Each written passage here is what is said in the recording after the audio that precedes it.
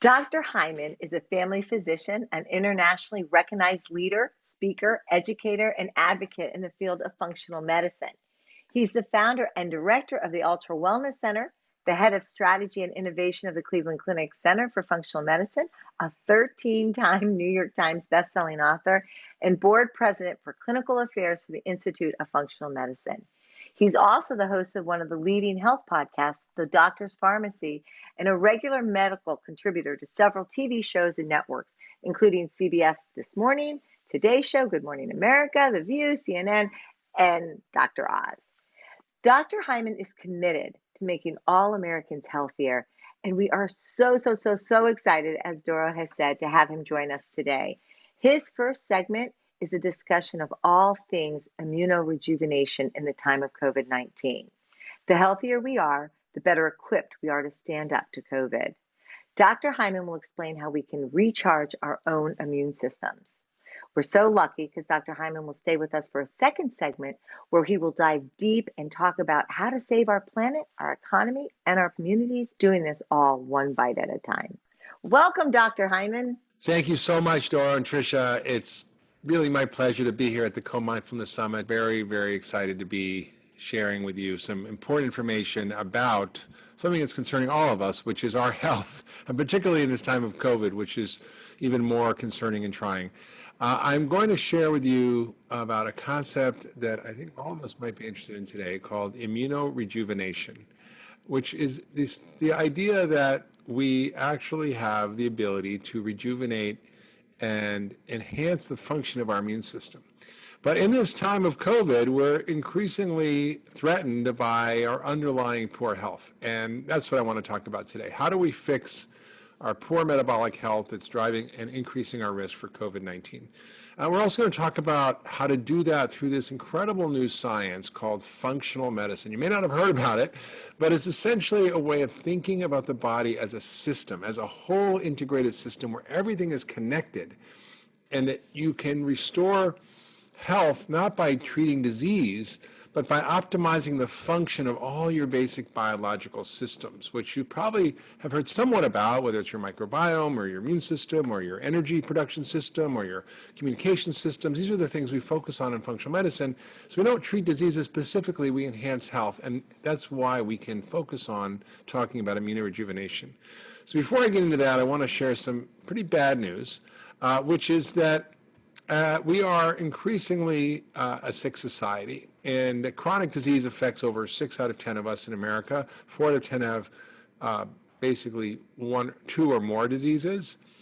75% are overweight. 42% are obese. Now, when I was born, which was about 60 years ago, 5%, just 5% of Americans were obese. Now it's 42%. And when we look at the conditions that are existing in those who get very sick or die from COVID-19, it is all related to poor metabolic health and chronic disease. Diabetes, obesity, kidney disease, heart disease, lung disease. These are all conditions that are driven primarily by our poor industrialized processed diet, which is about 60% of our calories. So why are we seeing this happen? Well, it's this perfect storm of coronavirus, which is a pandemic, meaning the pandemic of being overfat. And that doesn't mean just being overweight. It means you could be thin and actually be what we call skinny fat, or thin on the outside, fat on the inside, where you are, because of the deposition of fat around your belly, at increased risk for immunosuppression and dysfunctional immune systems. So when you look at the deaths, 94 to 97% of COVID deaths are in those with obesity or chronic disease by being overfat. 88% of us are metabolically unhealthy. That means, in English, that we all have high cholesterol, high blood pressure, high blood sugar, and are overweight in some level. And when you have this process in your body going on, particularly around the belly fat, it's very serious because it suppresses your immune system. It increases overall inflammation in your body. It increases deaths from just a regular viral flu. It means you shed virus a lot longer, so you're going to be actually contagious a lot longer. And vaccines, which we're hoping will save us, may not save you because they don't work as well in people who are immunosuppressed because of being overweight or having a chronic disease. Now, this whole process of hyperinflammation that people die of from COVID, called the cytokine storm, that's occurring in these patients because their own immune system is already primed for inflammation. It's already pre-inflamed, which is produced by the inflammatory molecules in the fat cells around your belly, because those belly fat cells produce inflammatory molecules that are driving inflammation throughout your body. And when COVID hits, it's like gasoline on fire. Not only that, but we're a massive nutritionally deficient society. 80% of us are deficient in vitamin D. 90+% of us are deficient in one or more nutrients at the minimum level by the RDA that's set for what we should be eating to prevent scurvy or rickets or pellagra, all these horrible deficiency diseases. So it's omega-3s, it's magnesium, it's zinc, it's iron, it's vitamin D. And when you look at this recent study in the JAMA journal, medical journal, if you are low in vitamin D, your risk of getting COVID-19, it goes up by 77%. I mean, that is a quick fix that just costs pennies a day to take your vitamin D pill. If your vitamin D level is optimal, if you're getting sick with COVID, which you're less likely to, your risk of ending up in the ICU is reduced by 95%. There's no drug, there's no vaccine, there's nothing that comes close to this effect. So when you look at what we can do with nutrition, it's very, very powerful. Now, we are a very overweight society. We see the growth, literally the growth of us as a society with increasing obesity and belly fat and diabetes and prediabetes. And you see the prevalence of obesity and prediabetes in these patients where over the last 30, 40 years, we've seen this dramatic spike, and it's even worse now. This goes up to 2013, but we're basically all going to be overweight or diabetic pretty soon. 88% of us are already in poor metabolic health. So we have to take this very seriously. And the reason we're in poor metabolic health is not an accident. It's our industrial, ultra-processed diet. 60% of our calories come from industrial processed food, flour, sugar, refined oils, additives, chemicals. All these things lead to poor metabolic health and increase our disease risk. What's frightening to me, even more frightening, is the fact that 11 million people die every year from not eating enough good food and eating too much bad food. I think that's a gross underestimate. And you can see this is a graph of what the deaths related to it are. And like I said, only 12.2% of Americans are metabolically healthy. And chronic disease affects so many. And what I mean by chronic disease is heart disease, cancer, stroke, Alzheimer's, diabetes, kidney disease. These are all dietary diseases. So we need to completely rethink our approach. That's what functional medicine is, what I've been doing for 30 years. And I'm going to share with you a little bit of the framework. At the root of it is the idea that food is medicine. Not just calories or energy. It's actually instructions that communicates to your body. And that's the main thing we use to regulate and create health in the body. So we need to completely rethink our approach to medicine, health, food, disease. It's very, very important.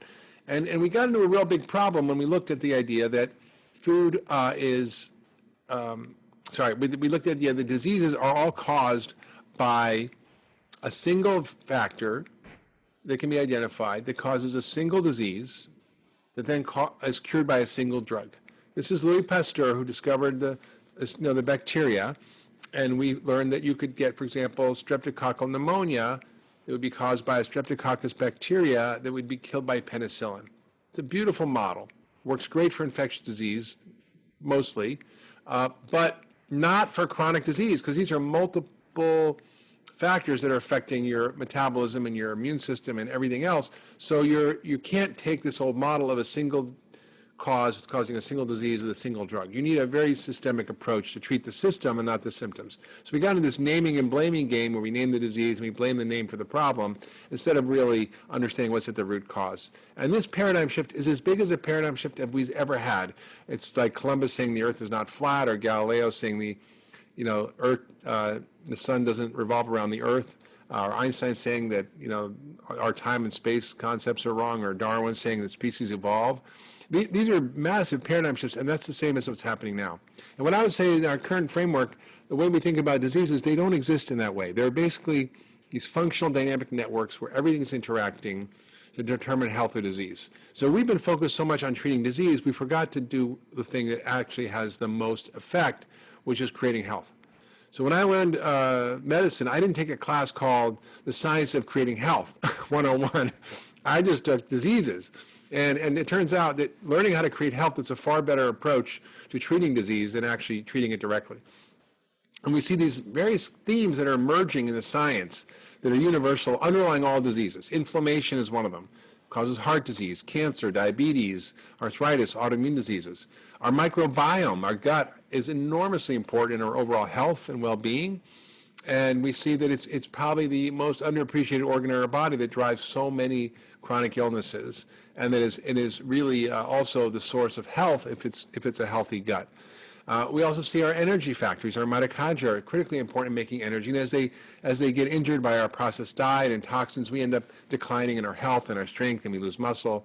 Toxins also are ubiquitous and have enormous effects on our health negatively, and we need to be aware that we need to learn how to detoxify. So ultimately, functional medicine is personalized medicine. It's not the same treatment for everybody with the same disease. So not everybody with depression gets the same treatment. Not everybody with rheumatoid arthritis gets the same treatment. It's personalized based on the root causes. And it's really about connecting the dots, which is what we do in functional medicine. So what is functional medicine? Essentially, it's a system of thinking about solving complex chronic problems. We call it systems medicine or network medicine, how everything's connected in the body as a network. And this is what we use as a map. And we look at what are the predisposing factors, what are the lifestyle factors. So disease really occurs as a result of your environment, your lifestyle choices and toxins and other stresses, interacting with your genes and your predisposing factors to regulate these basic functions in the body. Your gut and assimilation, defense and repair, which is your immune system, your energy system, your detoxification system, how you get rid of junk in your body and waste, how you transport things around your circulatory lymphatic systems, your communication systems, which is your hormones, neurotransmitters, and your structural system. And all these are influenced by our thoughts and feelings and spiritual life. So the environment gene issue is very funny to me because we often say, well, it's genetic. And, you're predestined to get diabetes if you have family history of diabetes. That's just not true. It's the environment interacting with the genes. And these are the Pima Indians 100 years ago who were thin and fit and had no diabetes, obesity, or heart disease. And now this is them today in a different environment with a toxic food environment of soda, processed food, and much more. And that's led to them having obesity rates of 80%, diabetes rates by the time they're 30 of 80%, death at 46 years old. It's really tragic. So we call this the exposome. What are our genes exposed to? How are those influencing the functions of our body? And the good news about this is that we can do something about it. You might have a predisposition to a disease, but you might not be predestined to it if you actually change the environment in which you're living. And all the specialties, all the ologies just don't make sense anymore. The body's one interconnected system. So we need a GPS system that works. Now I just want to share the story of Janice, who was a classic example of someone who had a foodborne illness, literally, and was 66 years old, had type 2 diabetes for many years, was on insulin injections, had heart failure, had heart attacks and stents put in. She had kidney failure starting. She had liver failure starting. And she also ended up having high blood pressure and was on a pile of medications and was just a mess. And you can see she's severely, severely obese. And her doctors put her on all sorts of medications, and she was still like this. It wasn't really helping, and her blood sugar was out of control, and her cholesterol was out of control, even on the medication. And pretty much she ate food like this. Now, you're probably looking at this wondering what this is, and I probably bet if I paid you $1,000, you couldn't figure it out. It's essentially a Twinkie. And there are very, very little ingredients that actually resemble food in there. So we really want to be not eating these things. So we want to use a new form of drug, which actually is incredibly effective at curing and reversing and treating most chronic disease. It works faster, better, and cheaper than any drug ever developed. It affects thousands of genes and hormones and improves your immune system and optimizes your microbiome and your brain chemistry. And it's as simple as what you put at the end of your fork. What you put at the end of your fork is more powerful than any drug you'll ever find in a prescription bottle. And it works faster, better, and it's cheaper, and it's available to everybody. Food really is medicine. It's not like medicine, it's actually medicine. And I think it's one of the most important discoveries of the last 50 years. It's like code, and upregulates or downgrades your biology with every single bite. It literally is instructions. It's regulating every function. There are 37 billion chemical reactions every second in your body. I can't even grapple with that number. It's so large. And they all require the basic nutrients to function. This is what happened to Janice after she changed her diet. She went from a processed food diet to a whole foods, anti-inflammatory diet, what I like to call the Pegan diet, which I'll tell you more about in a minute. And she, within 3 days, now get this, in 3 days, she got off her insulin. Within 3 months, she reversed her diabetes, her heart failure, her kidneys got better, and she ended up having incredible amounts of energy and got off her medications and lost 43 pounds. In a year, she lost 116 pounds and was really, really healthy. And you can see the amount of inflammation she had before and now how she looks fantastic. And she went back to work and she's functioning and she's doing really so well. And it wasn't a miracle. It was just using good science and the right food to optimize her health. And I'll tell you what that diet looked like in a minute. This is George, very similar story. He was 300 pounds. I said, can you help me? He was 63 years old. I said, sure, but you have to do everything I say. And he actually did, which most people don't, and ended up changing his diet to what I was going to call the Pegan diet, exercised a little bit, took a few supplements, and he went from having heart failure and diabetes and sleep apnea and reflux and prostate issues and sinus issues and leg swelling. I mean, you mentioned it. He had it. And within a year, he lost 155 pounds and ended up looking like this and went to go open a bathhouse in New Mexico.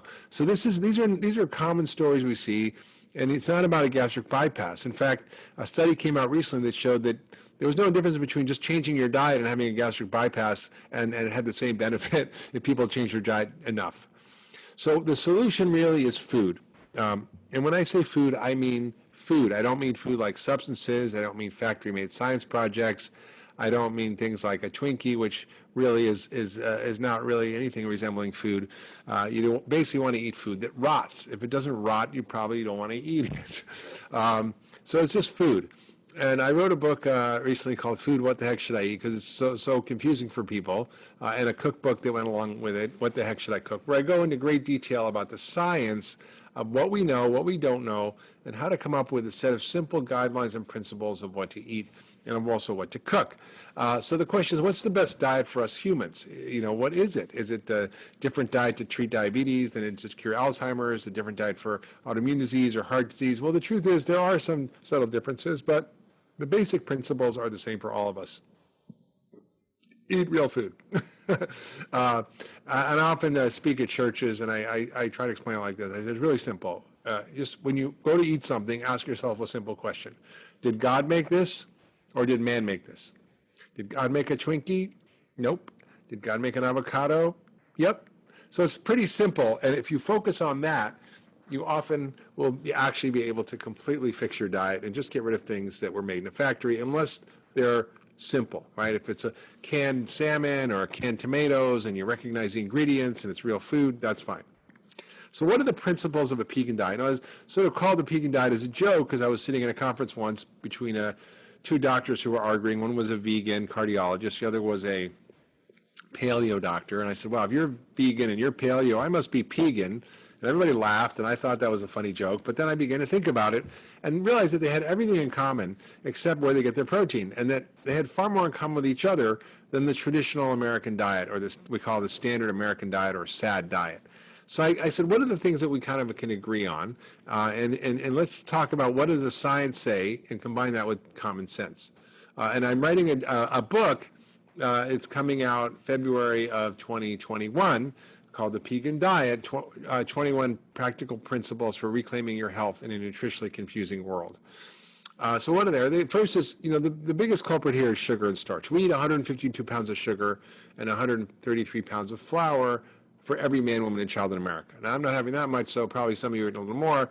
That's a lot. That's almost a pound a day per person of flour and sugar, which, by the way, flour is worse than sugar for your blood sugar. So you want to get rid of that stuff or just use it as a recreational treat. Next, we want to eat a diet that's very colorful in non-starchy vegetables, the rainbow colors, because all those colors contain medicine. There are 25,000 phytochemicals in the plant kingdom, many of which we still are learning about, which have medicinal properties that regulate your biology. You might have heard of curcumin or ginger or garlic or the polyphenols in olive oil or the proanthocyanidins in berries or the catechins in green tea. These are all medicines, and we should be eating those on a regular basis. The next is we're going to eat fruit. Fruit's fine, but we shouldn't be binging on fruit, especially if you're overweight or diabetic, and you shouldn't be eating super high glycemic fruit all the time, like a whole bag of grapes or things like that.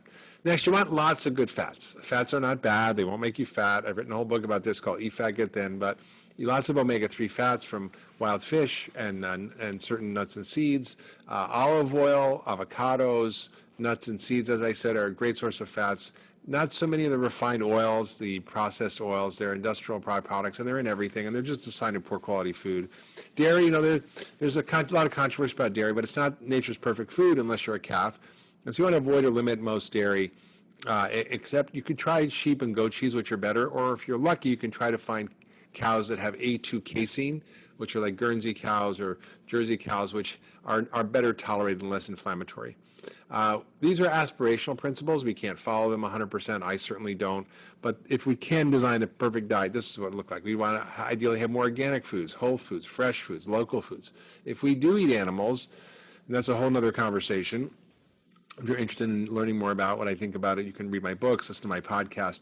But we want to eat animals that have been raised regeneratively, that restore soil, provide humane conditions for the animals, and provide higher quality food, like grass-fed. Mercury fish, we want low mercury fish, and from sustainable fisheries. We want to get rid of a lot of the gluten grains because they're inflammatory, especially American wheat. And eat moderate amounts of non-gluten grains. If you're eating a ton of starch, even if it's a whole grain, it can be difficult if you're metabolically unhealthy, which most of us are. Now, if you're exercising and you're fit, you can tolerate more. That's fine. Beans are great too, but a side dish. Obviously, nobody should be signing up for eating pesticides and antibiotics and hormones and glyphosate and additives and chemicals and preservatives in the diet. It's just not really what should be for lunch. So remember, food is medicine. It's the most powerful drug. It's available to you at every meal. You eat 3 times a day, and it's the most potent thing you can do every day to restore and regenerate your health and to regenerate your immune system. And all the ways of eating that I talked about, reduce inflammation, improve your metabolic health, actually adding a basic supplement of multivitamin, fish oil, vitamin D, will go a long way to help because you'll get the zinc, you'll get selenium, and many other things that we know help with COVID. One study in China found that if your selenium levels were adequate, you were 3 times less likely to get COVID, and if you were having low selenium levels, your risk of dying was 5 times higher. So you want to also, eat a lot of these potent medicinal compounds, for example, in the broccoli family and the garlic and onion family. Those are great classes that detoxify you. You want to exercise regularly, which also helps your immune system. You want to make sure you do relaxation, whether it's meditation or prayer, yoga, whatever turns you on, deep breathing.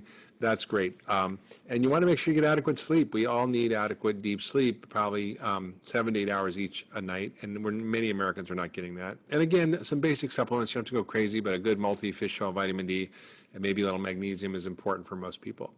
So if you want to learn more about how to actually address the pandemic here of COVID-19 using an approach that focuses on diet and lifestyle and the right nutrients and the right supplements, I encourage you to check out my article I've written called The Functional Medicine Approach to COVID-19.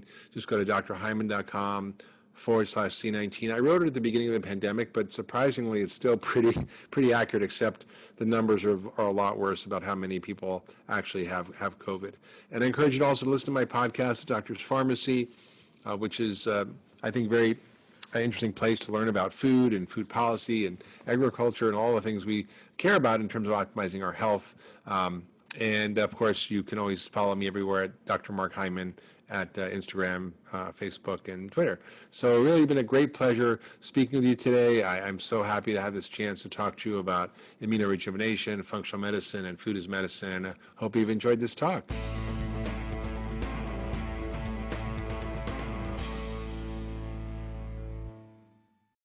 Well, thank you so much. I'm excited to be here to talk to you a little bit more about a topic that's very near and dear to my heart, which is fixing our food system, because we are in a crisis moment where our population is sicker than ever.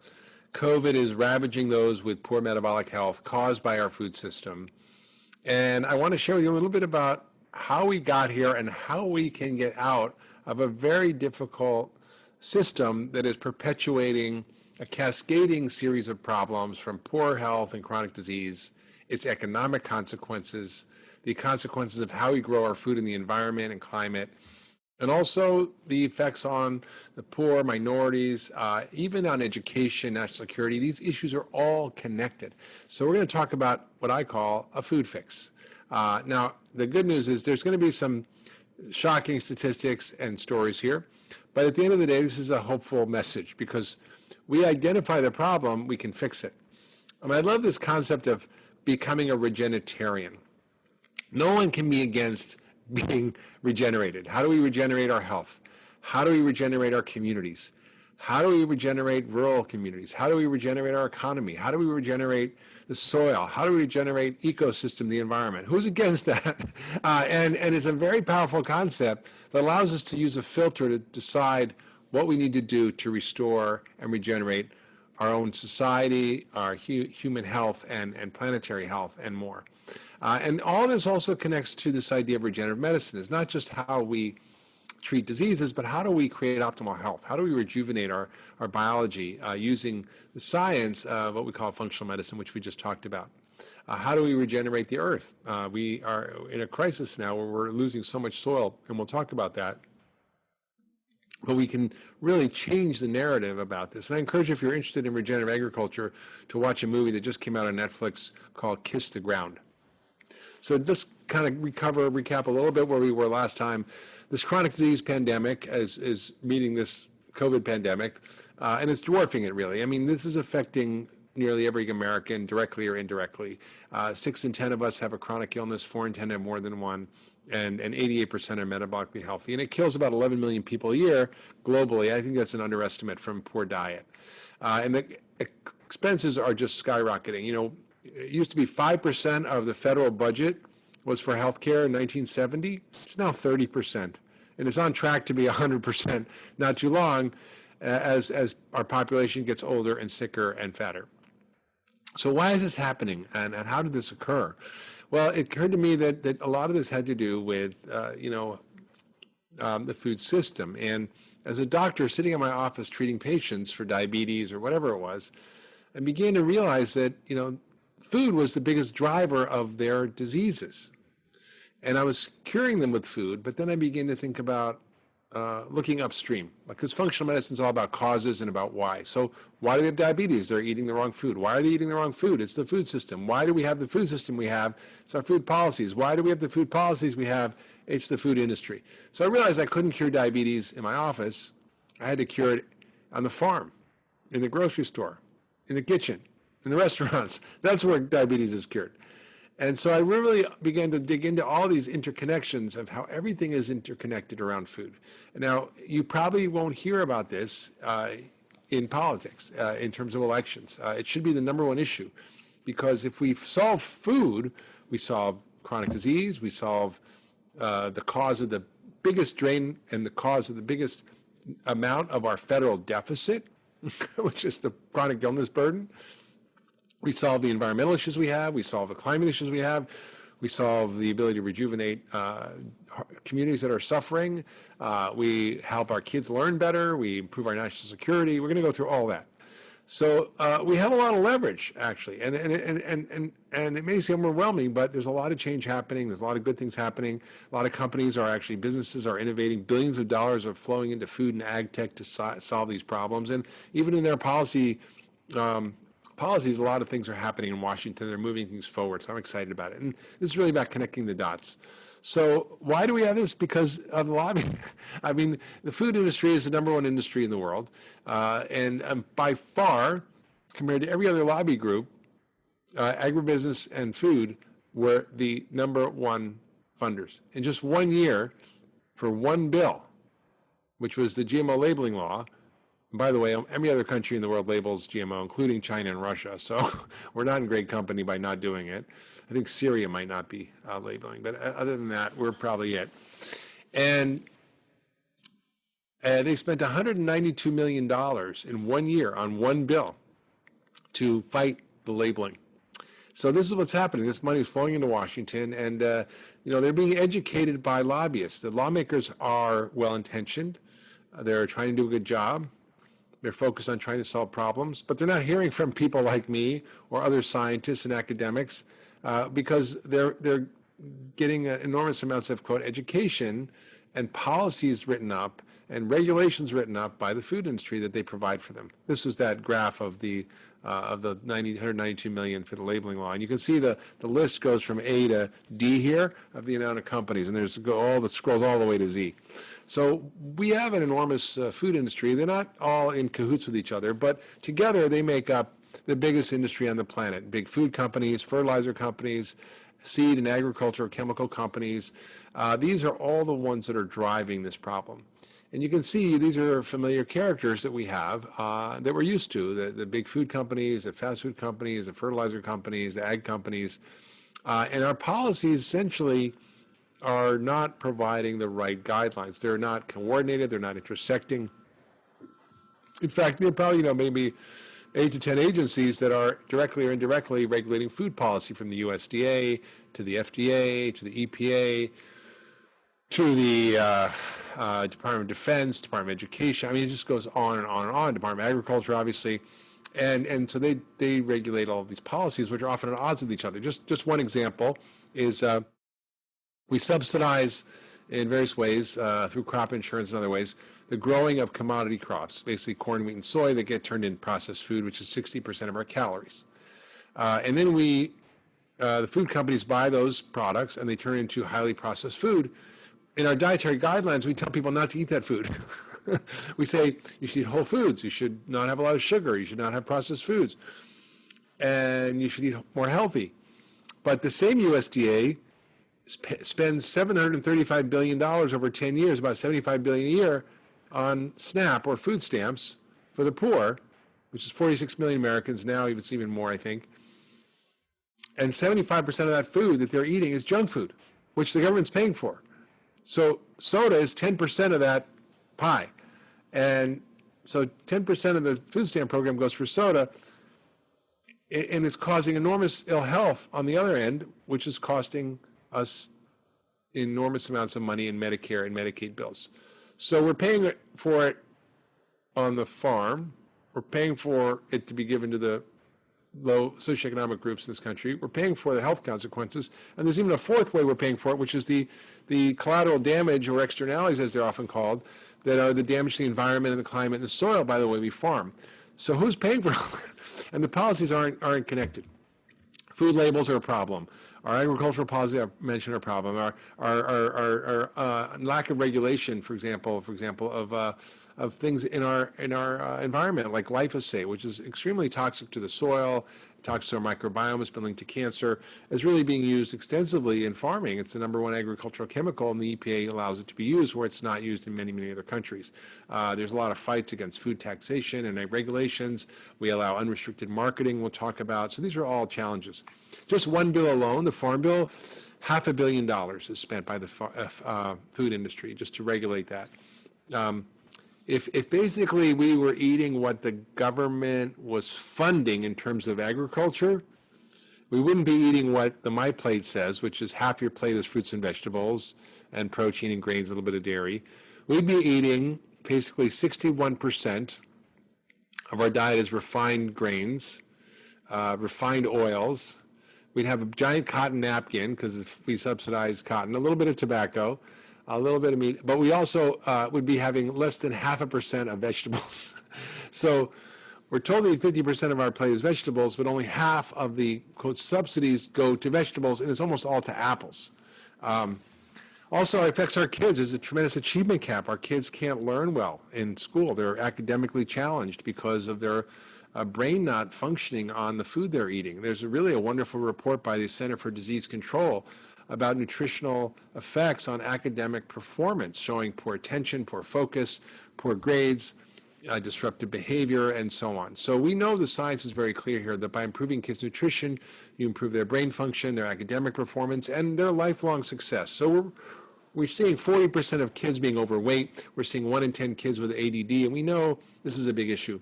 There's a tremendous advances in medicine right now in psychiatry, where we used to think these were emotional or psychological problems. We now realize they're often nutritional or metabolic issues. And Harvard has a new department of nutritional psychiatry. Stanford has a department of metabolic psychiatry. I have both the women who run those departments on my podcast. It's really tremendous to see the change in our thinking.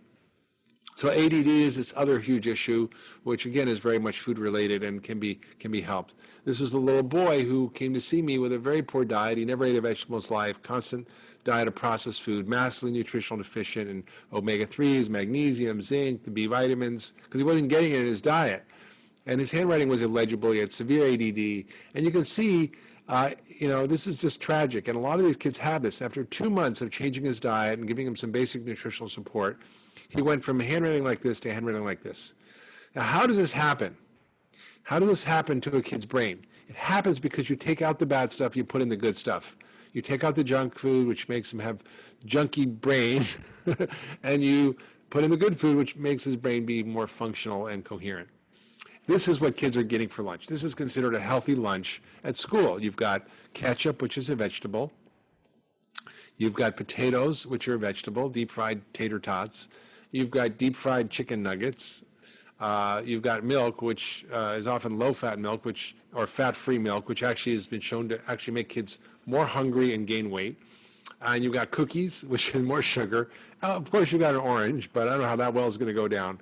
So this is what kids are eating, and it's really a tragedy. But, we see incredible programs where there's school gardens, and they're teaching kids cooking and nutrition. There's a real renaissance in this, and these kids actually start to get connected to their food, and they do so well.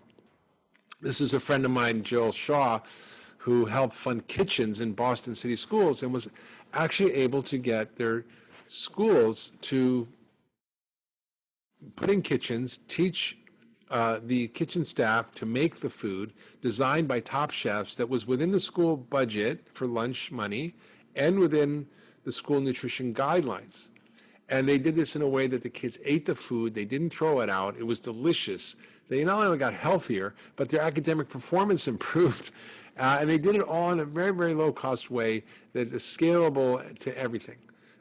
Prisons also are an issue. Prison food is terrible. And I remember receiving a letter from one prisoner once who had read my book in prison, changed his diet. I don't know how he did that. And he said he realized a lot of his violent behavior his whole life was really because of his diet, and he felt like a totally different person. We know that by changing out healthy food for junk food in the prison diets, you can reduce violent crime by 56%. If you add a multivitamin, you reduce it by 80%. So we know that our brain function and our behavior and our divisiveness and our conflict, part of that also may be due to our horrible American diet. We also are targeting the poor and minorities. This is really unfortunate, but a lot of these communities are more severely affected by the pandemic, and where there's, for example, 30% of the population may be African American, it may account for 70% of the deaths. A lot of reasons for that, but one of them is the predominance of obesity and chronic disease that's driven by these hyper-targeting of these communities by these fast food restaurants and by advertising and marketing. And you can see, COVID in African Americans is a really huge issue. Also, the military issues are huge. I mean, we talk about national security, but this was a report called Unhealthy and Unprepared, written by 700 retired admirals and generals who said we are in trouble, that 70% of military recruits get rejected because they're unfit to fight. And what was shocking in this report, and you can Google it and read it yourself, what shocked me was that over 70% of the evacuations from Iraq and Afghanistan were not for war injuries. They were for obesity-related complications. I had dinner in Washington with someone who worked in the Defense Department, and she said that on the bases, they're just full of fast food, and existing soldiers are often not combat ready because they are unhealthy because of the diet. This has to change. So working on an approach to really change the policies that we have in this country, similar to what Bono did with the One campaign that raised $87 billion under President George Bush and developed PEPFAR and provided $87 billion for poverty and AIDS relief in Africa. So we call this the Food Fix Campaign, a prescription for fixing America's chronic disease epidemic. We'd love you all to be part of it. And we need to really start with changing the food policies. One idea that's very important, and I hope in the next administration we can get this done, is create a new office of the National Director of Food Nutrition and also a new National Institute of Nutrition. I mean, there's a National Institute of Nutrition in many, many countries, except not here. And we have very, very very small amount of budget there. The NIH had a report on their strategy and agenda, and food was only mentioned in there once, and that was in the context of the Food and Drug Administration. So we need a lot of work on this. We need to start implementing food as medicine in our programs. The Center for Medicare and Medicaid Services, or CMS, actually can start paying for food as medicine for example, certain populations by healthy food prescriptions that would save $100 billion over a population's lifetime. It would be cost effective, and it would basically be only covering 30% of the food cost, not even all of it. We'd have less cases of heart disease, diabetes, and it's more cost effective than many current medical treatments. The Fresh Food Pharmacy from Geisinger was a great effort where they gave food insecure diabetics fresh whole food, taught them how to use it and cook it, and they saved enormous amounts of money, 80% cost. So they went from an average cost per patient of $248,000 a year to $192,000 reduction in that cost. So the medical system today will pay for the $248,000 for medical care, but will not pay for $2,400 of food. That has to change. And we need to be writing prescriptions for food and not drugs more often. Also, the government has enormous leverage on food purchasing programs. They can decide to buy for whether it's the military or schools or for other organizations, institutes, enormous on state, city, local levels, federal levels, food that meets certain criteria, that's healthy, that's local, that's humane, that's sustainable, that's fair in terms of the workers. And California's done this, and they're scaling these programs all over the country, and they're pretty exciting. The Federal Trade Commission needs to get in gear here, because even though we have the First Amendment, it doesn't mean that we should be marketing kids who are most vulnerable and can't detect fiction or reality by the time they're 8. They just can't tell whether it's a commercial or whether it's real life, and they get duped into believing these foods are healthy. And there's pervasive everywhere. There's something called advert games, where they literally will have embedded food products into the games that are free on social media. I think it was average, I think last year, 500 billion ads on Facebook for junk food for kids. I mean, it's just staggering, and this is stealth marketing. The companies, I think in 2014, spent $17 billion targeting kids. So shouldn't we protect our kids? I mean, 40% of our kids are overweight. The future generations are at risk. I mean, if there was a foreign country doing what we're doing to our kids, we'd probably go to war to protect them. In other countries, this has been very effective. For example, in Chile, there was a doctor who was the president of Chile and a doctor who was the vice president of the Senate, and they decided they were going to do something about this growing epidemic of obesity in adults and children. And so they created sweeping changes, not only a soda tax, which we've done in this country, but they eliminated any advertising to children between 6 in the morning and 10 at night. They took off all the cartoon characters from the marketing, no more Tony the Tiger. They basically got rid of all the junk food in schools. They put warning labels on the front of packages, and they were able to have dramatic reductions in obesity and the consumption of these foods. In fact, the eliminating the marketing was 4 times as effective as a soda tax in reducing consumption. So you can see here, Frosted Flakes, no more Tony the Tiger. They're little black squares at the bottom. It says too much sugar and too many calories for kids. Soda tax is also controversial, but may be very, very effective. And the science is very clear, because these taxes have been studied on their impact, and they do reduce consumption. They increase revenues for programs in obesity, save huge amounts of healthcare dollars. The FDA also needs to do a better job. The food labels are super confusing, even for maybe if you have a PhD in nutrition, but many countries have very simple labels. Green is good for you, or yellow or orange, be cautious, and red, don't eat it, it's going to kill you. And by having these, they actually work. The studies show these work. We need to get rid of the antibiotics in food. Why do we have 30 million pounds of antibiotics used to prevent disease in animals? It's because of overcrowding. It's because of the inhumane factory farms, which has also bad consequences for the environment, and it's causing antibiotic resistance that kills 700,000 people a year around the world, and costs over $2 trillion in healthcare costs. Not all of it's related to the antibiotics in animals, but a lot of it is. And they don't regulate that, and the food industry and drug industry are revolving door. And the FDA, the recent recent FDA commissioner. As soon as he was done, he went to work for a big drug company. So it's unfortunate, but this is how the system works. They also allow all kinds of things that really are not considered safe to eat. We call them GRAS substances, or generally recognized as safe. So we had trans fats in the food for 50 years, and we knew for 30 years it was dangerous, but we still let it in there. Foods like azodicarbonamide, which is a softener for bread, is something that is also used in yoga mat ingredients. And it's legal here. In Singapore, if you use it in a food product, you get fined $450,000 and you get 15 years in jail. In Europe, they don't allow a lot of the additives and chemicals and preservatives that we do here. The USDA also needs to change. They need to change the dietary guidelines to make them more in line with the science. They, unfortunately, for example, in the last guidelines, the scientists were prohibited from looking at the effects of ultra-processed food on our health, which doesn't make any sense. And they need to be more in line with the science. A lot of them are corrupted. We need to reform SNAP to put nutrition guidelines back in SNAP.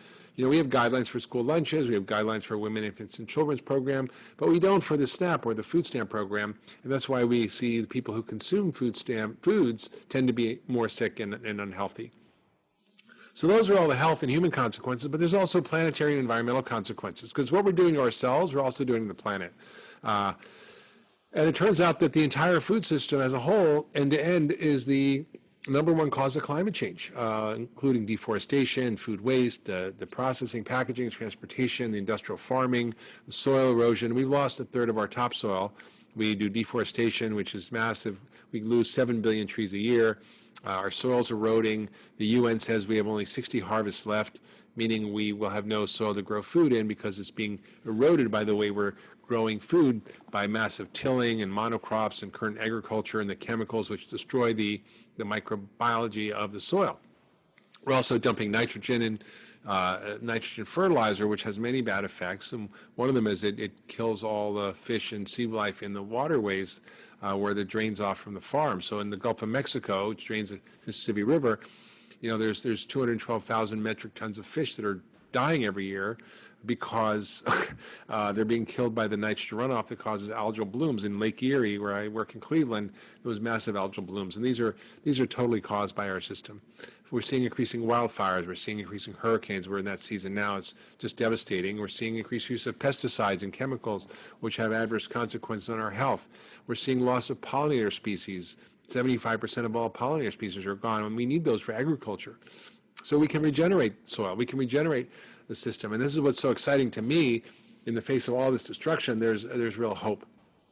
And we can change the farming system, which is going to be actually regenerating soil, conserving water, reducing the use of agrochemicals or eliminating them, creating soil and building soil, creating more food, better quality food, more nutrient-dense food, and making the farmers far more money. One farmer, Gabe Brown, has done regenerative agriculture, and he literally has created a profit 20 times out of his neighbors while producing far more food on the same land. So it's really about understanding how to use animals integrated in the agriculture. It's not the cow, it's the how. So we need to end factory farms. We also need to understand that if we raise animals in a way that's in harmony with nature, we can actually build soil like the bison did in this country and build up to 50 feet of soil. And Gabe Brown, so I was telling you about, had this incredible journey. You should read about it, From Dirt to Soil, about how he built a whole regenerative farm.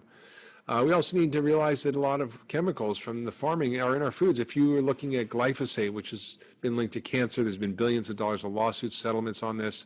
If you look at your Cheerios, if you were to measure how much glyphosate is in there from the spraying of the oats and so forth, it's more than the vitamin D and B12, which is actually added to it to fortify it. So this is not good for us. But good news is that Kellogg's announced they were getting all the glyphosate and Roundup out of their products within 5 years. It's really hopeful. We see General Mills and Danone committing to regenerative agriculture. So there's a lot of big industry and companies that are starting to move in this direction. We also need to stop our food waste because we waste a lot of our food and 40% of it's wasted.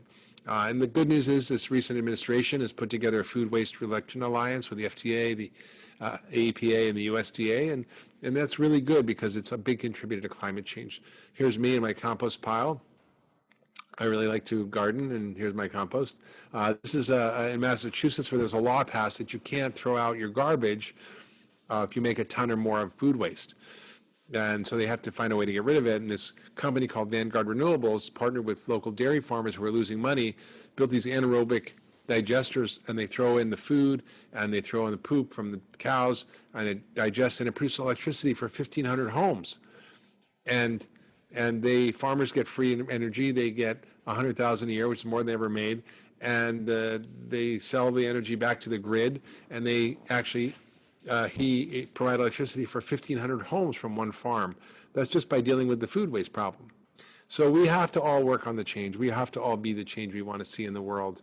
And all of us can do something. I've written a book called Food Fix. If you go to my website, foodfixbook.com, you can find a guide. It's called the Food Fix Action Guide.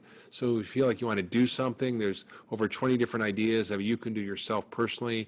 There's ideas for policy change, for business change, for agricultural change. So it's really all in there.